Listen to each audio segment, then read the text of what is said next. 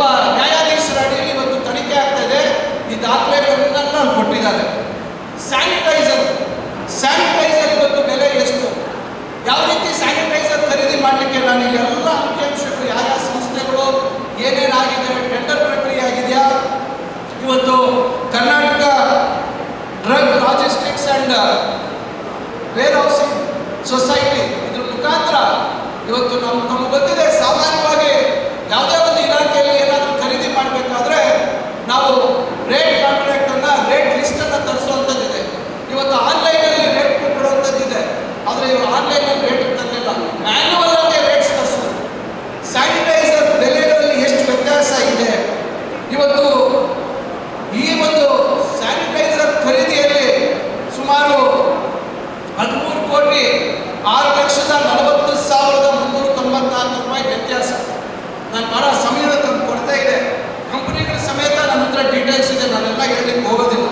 ಈ ವ್ಯತ್ಯಾಸಗಳನ್ನು ಹೇಳ್ತಾ ಇದ್ದೀನಿ. ಇವತ್ತು ಏನು ತನಿಖಾ ಸಂಸ್ಥೆ ಮುಂದೆ ಇರ್ತಕ್ಕಂಥ ವಿಚಾರದ ಬಗ್ಗೆ ನಾನು ಇಲ್ಲಿ ತಮ್ಮ ಗಮನಕ್ಕೆ ತರ್ತಾ ಇದ್ದೀನಿ. ಇದ್ರ ಜೊತೆಗೆ ಇವತ್ತು ನೇಸಲ್ ಕ್ಯಾನ್ಯುಲಾ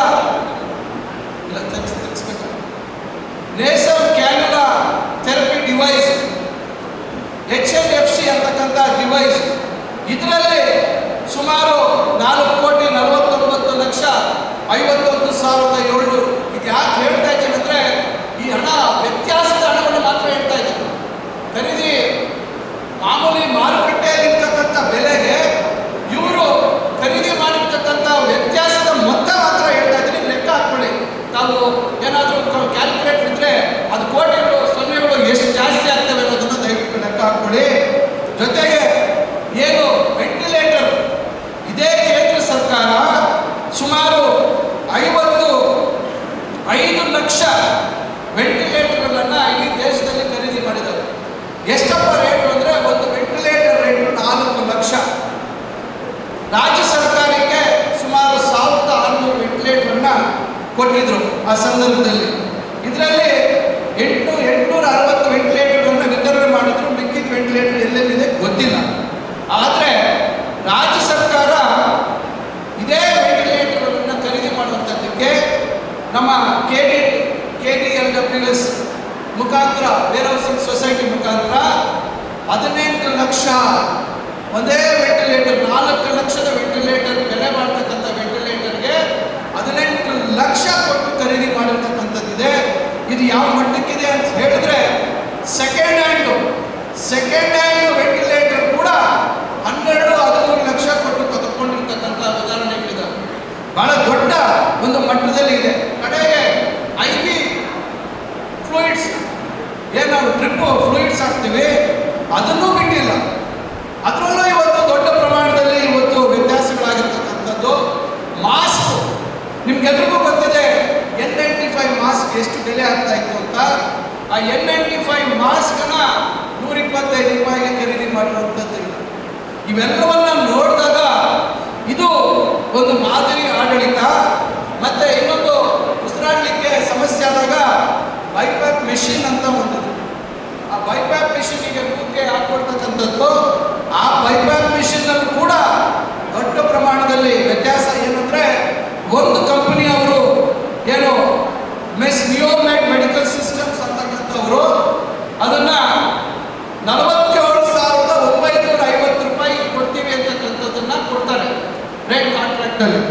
ಆದರೆ ಇವರು ಇಲ್ಲಿ ಮಿಸಸ್ KK ಅಲಿಯನ್ಸ್ ಸಂಸ್ಥೆ, ಇವರು 1,26,000ಕ್ಕೆ ಕೊಡ್ತಾರೆ ರೇಟ್. ಯಾರ ಹತ್ರ ಖರೀದಿ ಮಾಡ್ಬೇಕು ಹೇಳಿ?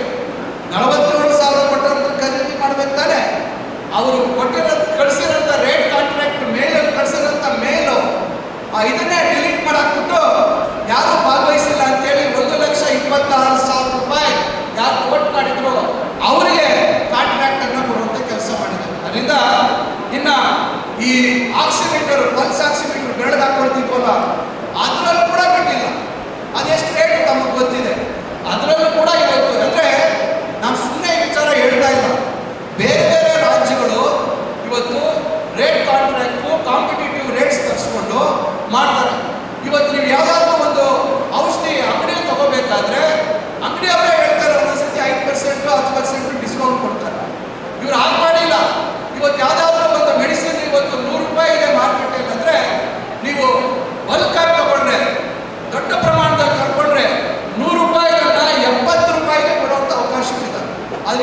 ಮಹಾತ್ಮರು ಆ ರೀತಿ ಮಾಡಿಲ್ಲ. 100 ರೂಪಾಯಿ ರೇಟಲ್ಲೇ ಲಕ್ಷಾಂತರ ಸಂಖ್ಯೆಯಲ್ಲಿ ಇವತ್ತು ಔಷಧಿಗಳನ್ನ ಖರೀದಿ ಮಾಡಿರ್ತಕ್ಕಂಥದ್ದಿದೆ. ಇನ್ನು ರೆಮಿಡಿಸಿವಿಯರ್ ಬಗ್ಗೆ ಇವೆಲ್ಲದರ ಬಗ್ಗೆ ಹೇಳುವಂಥದ್ದು ಬೇಡ. ಅದರಿಂದ ನಾನು ನಿನ್ನೆ ನೋಡಿದಂಥ ಒಂದು ಮಾತುಕತೆ ನಡೆದಂಥ ವಿಚಾರದ ಬಗ್ಗೆ ನಾನು ಇಲ್ಲಿ ಪ್ರಸ್ತಾಪ ಮಾಡ್ತಾ ಇದ್ದೀನಿ. ಅವರಿಗೆ ಪ್ರಶ್ನೆಯನ್ನು ಕೇಳ್ತಾ ಇದ್ದೀನಿ. ಈ ರೀತಿಯ ಆಡಳಿತವನ್ನ ನೀವು ಚಿಕ್ಕಬಳ್ಳಾಪುರ ಲೋಕಸಭಾ ಕ್ಷೇತ್ರಕ್ಕೆ ಕೊಡ್ತೀರಾ? ಇದು ಮಾದರಿ ಅಂತಾರಾಷ್ಟ್ರೀಯ ಮಟ್ಟಕ್ಕೆ ತೆಗೆದುಕೊಂಡು ಹೋಗ್ತಾ ಇರುತ್ತೆ. ಬಹುಶಃ ನನಗೆ ಗೊತ್ತಿರುವಂಥದ್ದು ಭ್ರಷ್ಟಾಚಾರದ ಒಂದು ವಿಶ್ವವಿದ್ಯಾಲಯದ ಮುಖ್ಯಸ್ಥರಾಗಿರ್ತಕ್ಕಂಥವ್ರು ತಾವು ಬಹುಶಃ ಇದರ ಏನು ಒಂದು ವಿಸ್ತರಣೆಯನ್ನು ಬಹಳ ದೊಡ್ಡ ಪ್ರಮಾಣದಲ್ಲಿ ರಾಷ್ಟ್ರೀಯ ಅಂತಾರಾಷ್ಟ್ರೀಯ ಮಟ್ಟಕ್ಕೆ ಕೊಂಡೊಯ್ತಾರೆ ಅನ್ನತಕ್ಕಂಥ ಭಾವನೆ ಇದೆ. ಅದರಿಂದ ನಾನು ನಮ್ಮೆಲ್ಲರೂ ಕೇಳೋದಿಷ್ಟೇ, ಇಂಥ ವ್ಯವಸ್ಥೆ ಬೇಕಾ? ಇಂಥ ಒಬ್ಬ ವ್ಯಕ್ತಿ ಈ ಲೋಕಸಭೆಯನ್ನ ಪ್ರತಿನಿಧಿಸುವಂಥದಕ್ಕೆ ಅರ್ಹತೆ ಇದೆಯಾ ಅಂತಕ್ಕಂಥದ್ದನ್ನ ಅರ್ಥ ಮಾಡ್ಕೊಂಡು ನಿನ್ನೆ ಮಾಧ್ಯಮ ಸ್ನೇಹಿತರು ಕೇಳ್ತಾ ಇದ್ರು, ಏನೋ ಮೊನ್ನೆ ಯಾವಾಗ ಕಣ್ಣೀರು ಹಾಕೊಂಡ್ಬಿಟ್ರಂತೆ, ಕಣ್ಣಲ್ಲಿ ನೀರು ಬಂತಂತೆ. ನಾನು ನೋಡಿದೆ, ಸುಮಾರು ಸತಿ ನೋಡಿದೆ, ನನಗೆಲ್ಲೂ ಕಣ್ಣಲ್ಲಿ ನೀರು ಬಂದಿದ್ದು ನೋಡಲಿಲ್ಲ. ಯಾಕಂದ್ರೆ ಬಹಳಷ್ಟು ಜನ ಕೋವಿಡ್ನಿಂದ ಇವ್ರು ಮಾಡಿರ್ತಕ್ಕಂಥ ಭ್ರಷ್ಟಾಚಾರದಿಂದ ಸತ್ತಿರ್ತಕ್ಕಂಥ ಅವರ ಶಾಪ ಇವತ್ತು ಬಹಳ ದೊಡ್ಡ ಮಟ್ಟಕ್ಕೆ ತಟ್ಟಿದೆ ಅಂತ ನಾನು ಭಾವಿಸ್ತೇನೆ. ಯಾಕಂದ್ರೆ ಕಣ್ಣಲ್ಲಿ ಒಂದು ಚೂರು ಕೂಡ ನೀರು ಬರಲಿಲ್ಲ. ಅದು ಟವಲ್ ಹಿಂಗೆ ಹೋಯ್ತಿಗೆ ಮತ್ತೆ ಇಳಿತು, ಇಲ್ಲಿ ನೋಡಿದ್ರು ಮತ್ತೆ ಮೇಲೆ ಹೋಯ್ತು. ಪಕ್ಕದಲ್ಲಿ ವೈದ್ಯ ಬಸವರಾಜ್ ಅವರಿದ್ರು, ಬಸವರಾಜ್ ಅವ್ರು ನಗ್ತಾ ಇದ್ದಾರೆ. ಕುಮಾರಸ್ವಾಮಿ ಅವರಿಗೆ ನಗು ಬರ್ತಾ ಇದೆ. ಅದು ಏನಪ್ಪ ನನ್ನ ಕಾಪಿ ಮಾಡಿಬಿಟ್ಟಲ್ಲ, ನಮ್ಮ ಟ್ರೇಡ್ ಮಾರ್ಕು, ನಮ್ಮ ಫ್ಯಾಮಿಲಿ ಟ್ರೇಡ್ ಮಾರ್ಕ್, ಇದು JDS ಟ್ರೇಡ್ ಮಾರ್ಕು ಅಡೋದು, ನಮ್ಮದಕ್ಕೆ ಹೆಂಗೆ ಕಾಪಿ ಮಾಡಿಬಿಟ್ಟಲ್ಲ. ಬಹುಶಃ ಆಮೇಲೆ ಹೇಳಿರ್ಬೇಕು, ಏ ಗಡ್ಡ ನನಗೆ ಹೇಳಿದ್ರೆ ಕಿಸ್ಲಿಂಗ್ ಕೊಡ್ತಿದ್ದಲ್ಲ ಜೋಬಿಲಿಂದಲ್ಲ ಅಂತ ಹೇಳ್ಬೋದಿತ್ತು ಒಂದ್ಸಲ. ಯಾಕಂದ್ರೆ ನೋಡ್ಬೇಕಿತ್ತು ನೀವು, ದಯವಿಟ್ಟು ಅದನ್ನ ಕ್ಲಿಪ್ಪಿಂಗ್ ನೋಡಿ ದಯವಿಟ್ಟು. ಅಂದ್ರೆ ಯಾವ ರೀತಿ ನಾಟಕ ಮಾಡಕ್ ಹೊರಟಿದ್ದಾರೆ, ಯಾವ ರೀತಿ ಇವತ್ತು ಅಂದ್ರೆ ಜನ ಬೇಗ ಮರೀತಾರೆ ಅಂತಕ್ಕಂಥ ಒಂದು ಸಾಮಾನ್ಯವಾಗಿ ಎಲ್ಲ ಮಾಡ್ತಾರೆ. ಮೆಮೊರಿ ಇಸ್ ವೆರಿ ಶಾರ್ಟ್ ಅಂತ. ಅಂದ್ರೆ ಅದನ್ನ ಬಳಸ್ಕೊಂಡು ಇವತ್ತು 10 ತಿಂಗಳಂತ ಅಜ್ಞಾತವಾಸ ಅಂತ 10 ತಿಂಗಳು. ನಾನು 10 ವರ್ಷ ಎಲೆಕ್ಷನ್ ಸೋತಿದ್ದೀನಿ. ನಾನು 2 ಎಲೆಕ್ಷನ್ ಸೋತಿದ್ದೀನಿ. ನಾನು ಯಾವತ್ತೂ ಕಣ್ಣೀರು ಹಾಕಲಿಲ್ಲ. ನಾನು ಹೇಳ್ತೀನಿ ಕೇಳಿರೋದು. ಇನ್ನ ಜನರ ಜೊತೆ ಇನ್ನೂ ನನ್ನ ಸಂಪರ್ಕಗಳು ಬೆಳೆಸ್ಕೊಂಡು ಅವ್ರಿಗೆಲ್ಲರಿಗೂ ಅಧಿಕಾರ ಕೊಟ್ಟು ಮತ್ತೆ ನಾನು ಹೊರಗೆ ಬರಬೇಕು ಅಂತಕ್ಕಂಥ ಪ್ರಯತ್ನ ಮಾಡಿದೆ. 10 ತಿಂಗಳು ಅಂದ್ರೆ ಅಧಿಕಾರ ಒಂದು ರೀತಿ ಅಂಟ್ಕೊಂಡ್ಬಿಟ್ಟಿತ್ತು ಅವರಿಗೆ. ನಾನು ಜೀವನ ಪರ್ಯಂತ ಅಧಿಕಾರವನ್ನ ನನ್ನಲ್ಲೇ ಇರ್ತದೆ.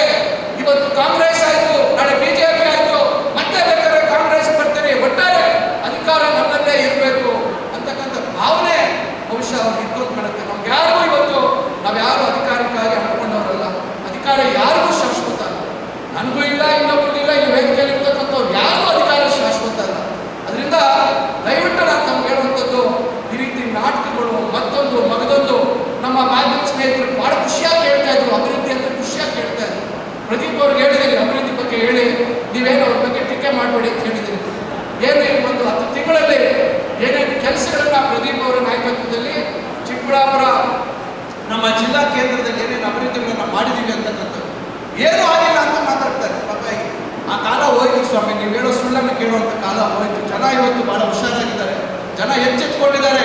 ಹಾಲು ಅಂತಾನೆ ಅಂತಾರೆ, ಆಲ್ಕೋಹಾಲ್ನ ಆಲ್ಕೋನೇ ಅಂತಾರೆ. ನೀವು ಅನ್ಕೊಂಡಿದ್ದೀರಾ ಹಾಲನ್ನ ಆಲ್ಕೋಹಾಲ್ ಮಾಡ್ಬಿಡ್ತೀನಿ, ಆಲ್ಕೋಹಾಲ್ನ ಹಾಳು ಮಾಡ್ಬಿಡ್ತೀನಿ ಅಂದ್ಕೊಂಡಿದ್ದಾರೆ. ಖಂಡಿತ ಅದಕ್ಕೆ ಸಾಧ್ಯ ಇಲ್ಲ. ಜನ ಇವತ್ತು ಎಲ್ಲ ವಸ್ತುಸ್ಥಿತಿಗಳನ್ನು ಅರ್ಥ ಮಾಡ್ಕೊಂಡಿದ್ದಾರೆ ಅಂತ ಈ ಸಂದರ್ಭದಲ್ಲಿ ಹೇಳ್ತಾ ನಾನು ಕೇವಲ ಒಂದು 2-3 ಪಾಯಿಂಟ್ ಹೇಳ್ತೀನಿ. ಪೂರ್ಣಿಮಾ ಅವರು ಹೇಳಿದ್ರು, 25 ಜನ ಲೋಕಸಭಾ ಸದಸ್ಯರು 5 ವರ್ಷ ಬಾಯಿಗೆ ಬೇಗ ಹಾಕೊಂಡಿದ್ರು. ನಮ್ಮ ತೆರಿಗೆ ನಮ್ಮ ಹಕ್ಕು. ಏನಿವತ್ತು 4.5 ಲಕ್ಷ ಕೋಟಿ GST ನಾವು ಕೊಡ್ತಾ ಇದ್ದೀವಿ ಕೇಂದ್ರಕ್ಕೆ, ಎಷ್ಟು ನಮಗೆ ವಾಪಸ್ ಬರ್ತಾ ಇದೆ? ಇದ್ರ ಬಗ್ಗೆ ಕರ್ನಾಟಕಕ್ಕೆ ಆಗ್ತಾ ಇರ್ತಕ್ಕಂಥ ಅನ್ಯಾಯದ ಬಗ್ಗೆ ಇವತ್ತು ಯಾವ ಚಕಾರ ಇರಲಿಲ್ಲ. ಕೆಲವರು